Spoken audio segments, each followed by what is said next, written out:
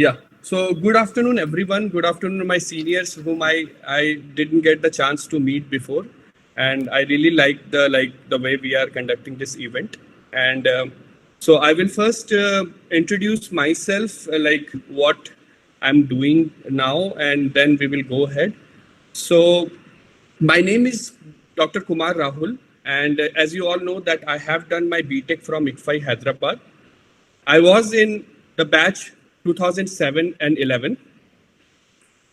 And after that, I cleared GATE in the year 2011 and then did my master's from IIT Dhanbad from the Department of Computer Science. And then I went ahead and did my PhD from IIT Jodhpur in the Electrical Engineering Department from 2014 and 19.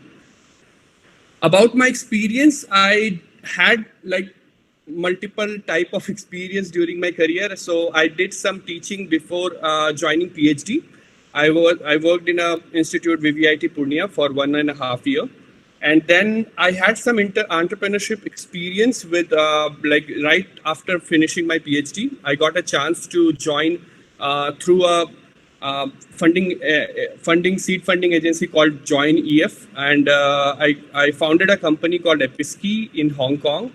Got government investment also, but few things didn't pan out that time, and I thought that I needed some industry experience before jumping into entrepreneurship, because I was lacking that because of my vast years in academics.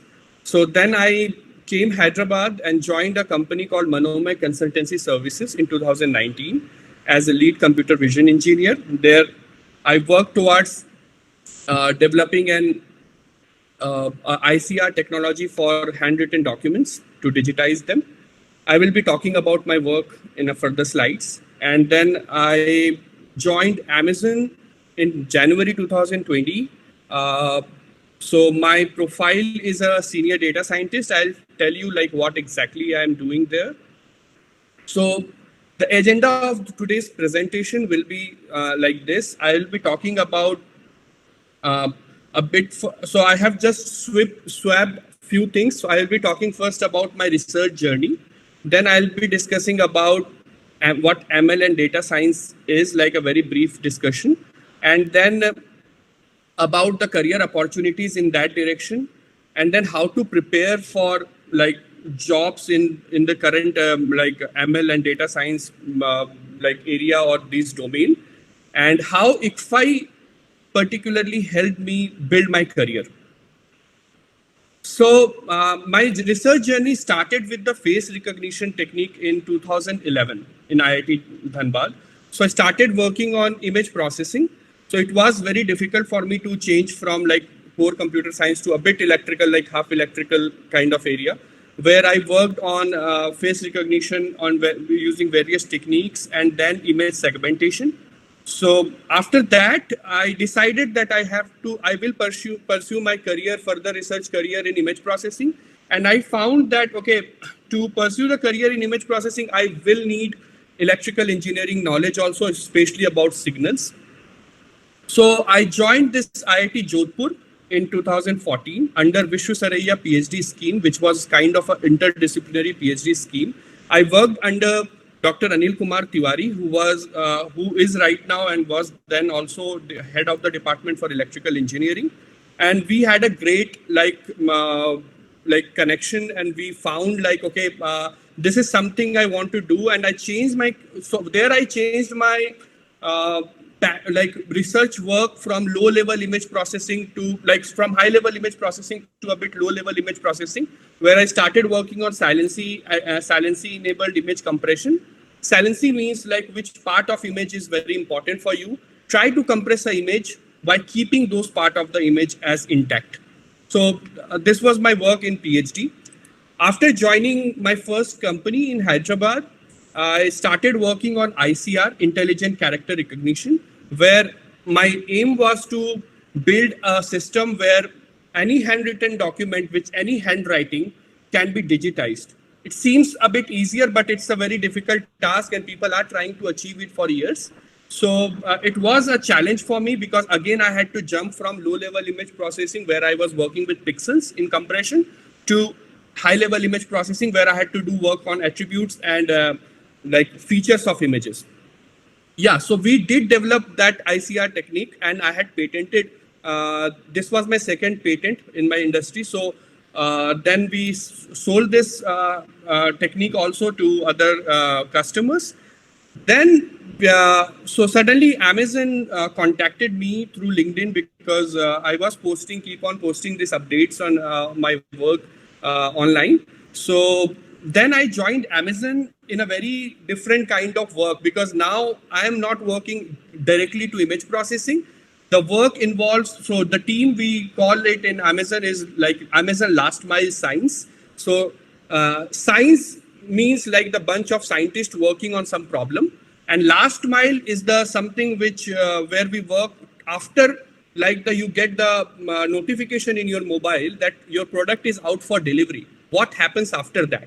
So to make customers life easy, how we can make the transition from the out from delivery to the delivery without many calls to customer, without many searching of houses. So there is a team. Our team is geocoding team. Our target is to use machine learning and data science to identify where the customer is residing, or we call it a geocode, means latitude, longitude. So we see many attributes, we see many things, streets, building structure, order history, delivery history, so many things we take as an attribute. And we do machine learning, we apply machine learning over that, we apply different techniques, which I won't be like bore you with those right now. So we apply those techniques and then we find out a precise location for a customer.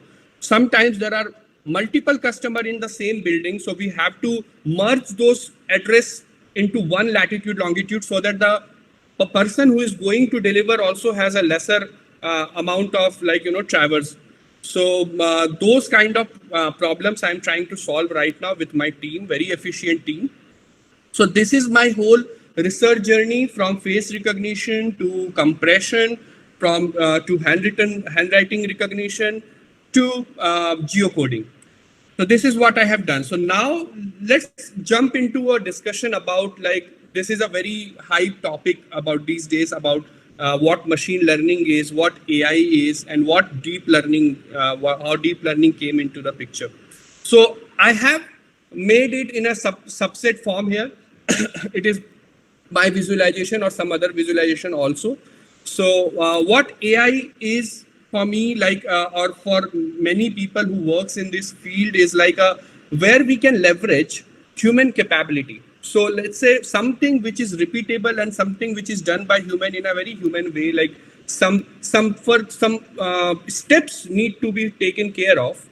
There, artificial intelligence can very intelligently apply and can reduce that redundancy and improve the whole supply chain or whatever manufacturing chain, whatever it is. So artificial intelligence as a term to me or in the industry is not that much used. What we use or we see as a tool is machine learning and deep learning, of course, where machine learning is the thing which we call talk about more. So machine learning is a subset of AI, of course.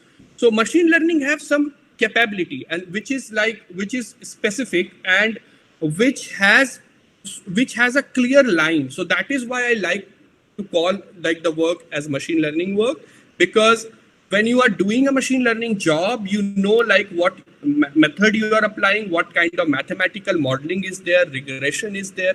So machine learning is a mixture of maths and algorithm and few other computer science areas. I will be discussing that also. So machine learning is something which is industry are applying, and there comes a deep learning, which is a subset. You can say that it's a subset of a machine learning, where a task which needs higher amount of data, a task which needs higher amount of training is being carried out. I will be talking about them in the further slides. So when we talk about AI, machine learning, and deep learning as we did, so we need two kind of understanding in that. First is mathematics, second is computer science, means programming knowledge. So in the programming knowledge also, we need the understanding of data management software system. And in mathematics, there are multiple things, multiple mathematics background we need, which we will discuss later. But here you can see there is one more term called data science. This data science is actually comes for everything, like for AI, for machine learning, and for deep learning, as you can see the picture. And data science as it is something else also. So where the subset like matches, where it has a common problem to solve. So what data science actually does for machine learning, deep learning, or AI? Data science provides you data, as just you heard up in the previous presentation about the sensor Ajit sir was using for the companies are using for in the self-driving cars.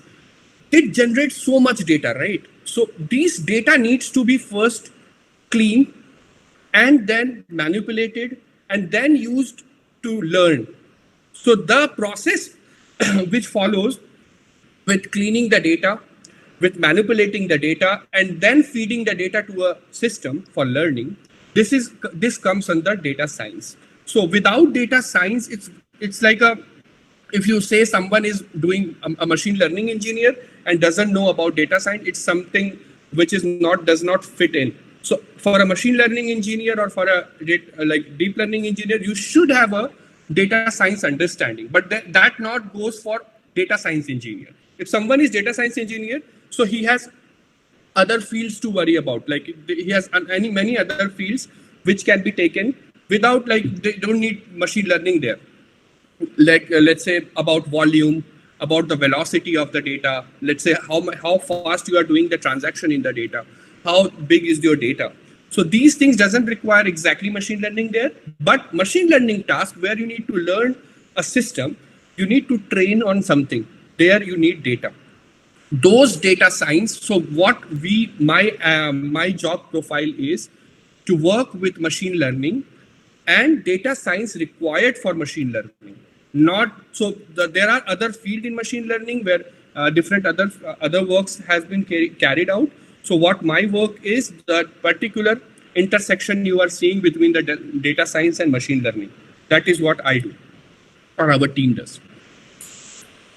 So machine learning and deep learning, as I discussed before, that machine learning if you see the end-to-end process of machine learning, it has an input where the data comes, and then you do a feature extraction. So you extract some of the feature from data, like let's say as Ajit sir was talking about the sensors. So there you need to take a decision, right? So the input is the whatever sensors are getting input. So the feature extraction will be like, is there any car nearby that sensor? Is there any obstacle nearby that sensor?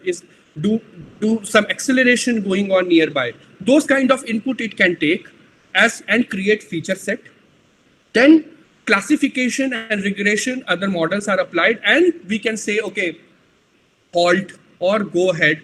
So in this example, you can see it will say, okay, this is a picture of a car or not a picture of a car. This is a simple classification problem. Problems can be modified, problems can be different, regression problem can be there, classification problem can be there. So this is how machine learning end-to-end structure looks like. Then comes deep learning. In deep learning, the two set you see here on the top, feature extraction and classification, these two are combined and create a feature extraction plus classification. It is, some people say it's kind of a black box. You give an input and you tell there is a model, and it comes as an output. I used to think that also, but it's not it's not something which is a black box. It has a many layer of mathematics, many layer of linear algebra, probability, and many other things are involved inside, where the neurons are trained, and then you decide something. So what is the basic difference? The two set, feature extraction and classification, are merged. And the second is the amount of data deep learning requires is a huge amount of data compared to machine learning, because it has to do these two tasks by itself. Now, market share of machine learning.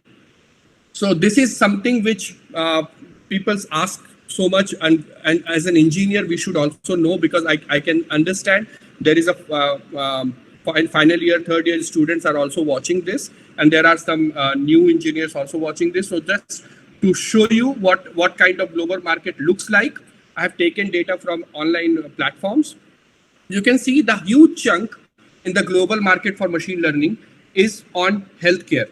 Healthcare generates large amount of data, and as I will say, like, you need a very precise information there. You cannot, let's say you are doing a tumor classification, you are doing a cancer identification or something using image. So you cannot do a false positive. It's not a chance. So your machine learning algorithm or your system should be very accurate. As in the previous presentation you saw, in self-driving car, that generates a huge amount of data, and you have to train on that data, you have to learn on that data, but you cannot do mistake there, because human life is at stake. Same thing goes for healthcare. There are other fields you can see, manufacturing, banking. These are the fields which are coming up with many machine learning solutions. And my previous experience was in an insurance tech company. That's how I came to know in banking and insurance sector, there is a huge demand of machine learning and data science, so as in healthcare. And right now I work with the retail sector with Amazon. So there is also a very huge amount of like demand is there for machine learning and data science. So this is a overall picture how it looks. In others, you can see there are many fields in others also, but I could not put everything here. This is like an overall picture where you can plan, you can think of the use cases, and you can plan, okay, I want to develop something in my project in that particular area, because that area has a more number of use cases there. Now, if I will go into a bit detail about the use cases, you can see I have churned out few of the use cases from travel, healthcare, sales, credit insurance. So these are some of the use cases you can see here, which are like right now is a hot area, or you can say hair on fire problem. In travel, dynamic pricing, predicting flight delay, and such areas people are working, and those are the area you can pick up and you can start working on. So in healthcare, you can see disease prediction, medicative effectiveness, how the effectiveness of medication is. There are permutation testing there, which is having a simple mathematics, applied mathematics on these things. So in the credit insurance, I have worked on claim prediction also, apart from working on handwriting recognition. So these are some area which are very hot right now, which can be worked upon. And you can also see automation, self-driving car, which you saw in very great detail in the last presentation. So these are very hot areas where you can work and you can plan your career, or you can plan your future path in that direction. Now, what you need as a student or as a beginner or as a third year, final year student to develop in your portfolio to land on a job or in a top companies, or go for an entrepreneurship, or build your skill. So many people has a misconception, or misled by someone, that coding is the thing which you have to focus more, which is called programming. You can see my pie chart.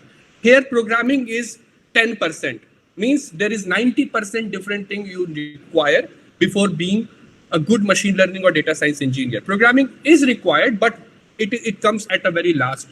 You have to build your basic understanding, you have to build your science foundation to become a machine learning and data science engineer, in which you can see the most important part here is the project building. You have to be building your project. Don't collect certificates. That is what I tell everyone through my YouTube channel also. Don't just collect certificates from various organizations. Try to understand the concept. Of course, you have to try to understand through your institute, or maybe if you are in a final year right now, you can understand by going online. I learned online many things, because when I was in BTech, it was not hot area to work upon. So then you spend your 30% of time in project building. I will tell how you can build your project. Spend 20% time and in statistics and 20% time in machine learning. Understand machine learning. Understand machine learning has many mathematics foundation required, which we will see later. And statistics also is very important for career in a data science. Then comes very small things like behavior, logical thinking, resume, which are also important. But these you can see 30, 20, 20, which is approximately 70% of your job, getting on a good job or getting in a good project will be based on these three aspects. So you have to focus on these three more. And then when you have built a foundation, then it will be good to go for other things and create make yourself adaptive to other things as well. Now, project building, which I said, which is almost 30% of your landing in a job. So how to build a project? Now you have basic understanding of machine learning. Now you have like basic mathematics understanding, how you can build your project. There are multiple open source websites like GitHub, Medium, Towards Data Science. I have written a few of them. There are many others who will tell you where you will see like what latest problems are going on, what latest problems people are facing. Such a website I did not mention here is Kaggle, where you can see freelance work for a machine learning you can do with your BTech or you can do along with your work. I have done that. So there you can tackle a freelance work from the market, and then you can try to solve that problem and try to see the multiple solutions they have provided. That is going to help you a lot in building your projects, building your project profile or building your portfolio. Always be active. It is very important. Always be active on social platform, so such as LinkedIn. And this is from my personal experience. LinkedIn helped me a lot to land in a good job and land in a good opportunity, connecting to good extra efficient people. And this will what to do on LinkedIn is grow your network, try to connect to people, try to connect to the people in your area where you want to grow your profile, add key personnel from the companies, and you also put a job filter. If you are in a final year of BTech or you have already passed out and you want to land in this particular area, start a job filter in LinkedIn and you will get notifications of such jobs which are coming throughout the world. This is something which is which is important to build the project portfolio. So now I will deep dive into how ICFI particularly helped me build my career. So first thing which I got from ICFI was a strong foundation. The foundation they provided was so to start with, there is we used to have a diverse interdisciplinary course throughout our BTech. So in the first 2 years only, we used to have all kind of courses which is interdisciplinary. Some examples I have written there, which I still remember, which some parts of those courses are still have and still help me, like technical report writing. It helped me a lot when I was writing my patent, I was writing my research articles, I was still write my business articles. So this helps a lot for me to write economics, optimization, numerical analysis. These are the subjects which are foundation for machine learning and data science. Those days when I was in BTech first year in 2007, I did not knew I will be doing machine learning job. But today, these courses are helped me a lot to understand machine learning without going through any course or going through any big structure. So this may happen with you also. Right now you are in 2020, after 4 or 5 years, when you will pass out from BTech or MTech, you will not know what will be the current scenario back then. But these basic foundation is something which will make you adaptive to any kind of new technology. So that is the main thing you need, a strong foundation. Without a strong foundation, it will always be difficult for you to switch into new technology. If you want to carry your career in market for a longer period, you have to understand this, that you need a good foundation so that you can be adaptive. Whenever new technology comes, you have to be adaptive. You have to learn about that. So this helps a lot. Second most important thing which helped me a lot to build my career was unique academic curriculum. We were free to choose what subject we want. Mostly, of course, there were few mandatory subjects, but we were free to choose many subjects. We were free to choose classes how we want. Like what I used to have usually in my or with my friends, we used to have free days, 1 or 2 days in a week, so that we can do our self-study. So in a 5 days week, we used to have classes on 3 to 4 days, many classes, and next 2 days we used to have like free to have a self-study, to understand, to deep dive into subjects. So those helped us a lot in understanding, and that is the key point how I cracked GATE in 2011 and 2010 also. 2010 means I was in third year. I was just introduced to 50% of like first semester subjects. So I had only 5 to 6 subjects in my bucket and few mathematics background, and that helped me crack the GATE with 35 marks, I guess 35, 36 marks. It was very less, but of course, like it was a great boost for me that, okay, I being in just the third year student, just passed, just cleared 5 semester, I'm able to crack the GATE examination, which was like that time approximately 1.5 lakh students set in just computer science.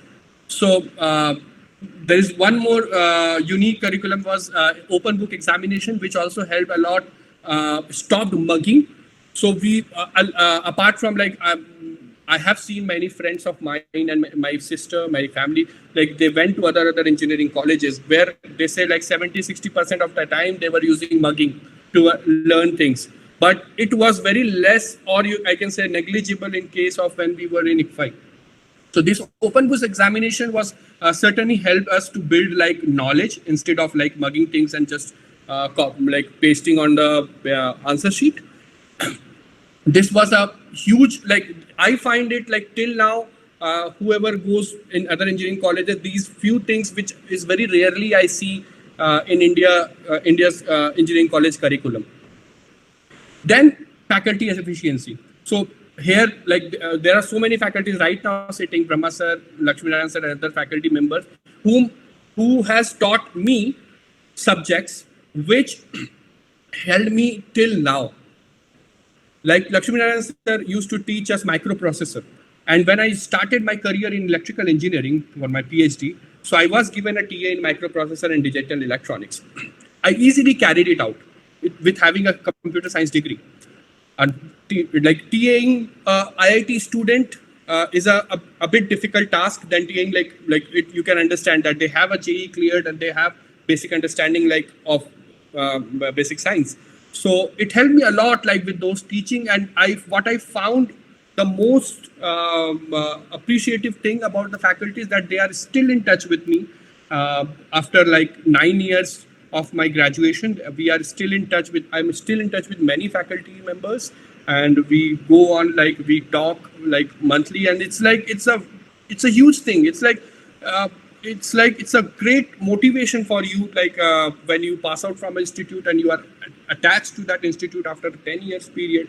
It's something which I don't find or I don't hear from my friends who has passed out in such years, or like not many cases I see like such kind of bondation between a faculty and the students. Then student activities. This is something which helped me a lot. So we used to have this SSC in our institute, and there are many institutes which has this, but the level of grooming it did for me was enormous. I came from a very small village of back then Bihar, now Jharkhand, and having very much difficulty in speaking English and communicating or presenting myself. And I would say like first 2 years of ICFI build my it removed my hesitation, removed my barrier for English, and this student activities helped me a lot. I was able to communicate with people like from all over the India. We used to go other institutes like IIIT Hyderabad and NIFT to communicate, to go for their fest. We used to call them to our fest. It was a very nice experience we used to have as a student activities. So overall, I would say like these are few things which ICFI did for me and helped me build my career. And I would suggest like the audience who are who are like trying to find an institute or trying to find a career path, you should be thinking first like, okay, which institute I can see myself like giving me these kind of opportunity, giving faculties which has like enormous diversity, like course curriculum which has like many things you will learn. So these are the things you have to first think of before like selecting an institute. And selecting a career in data science machine learning, you should be loving mathematics. Mathematics, I would say, is the 50 to 60% of the requirement you need to become a good data scientist or machine learning engineer. And same goes for interdisciplinary student also. Like if you are in mechanical, any other branches, we have in Amazon, my team has physics PhD, maths student, BTech in electronics, BTech in electrical, every kind of variety, BSc, MSc, all varieties are present. So what common we have is analytical and logical thinking, and second, strong foundation of mathematics. So you have to select institute if you want to grow your career in such fields, such that they boost your these abilities, your communication skills, and your foundation. And this will help you a lot in choosing the right institute and right career path. So I wanted to make it brief. So this is it from my side. If you guys want to connect with me, there is an email address and YouTube channel I carry. My aim is from the YouTube channel is to give free education, free learning, whatever I am doing right now. So that people doesn't need to invest so much money or invest go for an year course to understand basics of machine learning and data science. You can go through it. If you want, I can Lakshminarayan sir or anyone can share you my connection information. Thank you so much. Yeah, thank you very much, Rahul, for your valuable time. So we'll share the details, what you have said, your details of LinkedIn and then YouTube channel to our students so that they can take benefit of that one there. Okay, so we request you to come to college once again because we have the project also going on. So next semester we'll take it up and see how we can guide in much better way there for them. Yeah, sure. Thank you very much for your valuable time. Yeah. Thank you, sir. Yes. Thank you, sir. So, thank you, Kumar.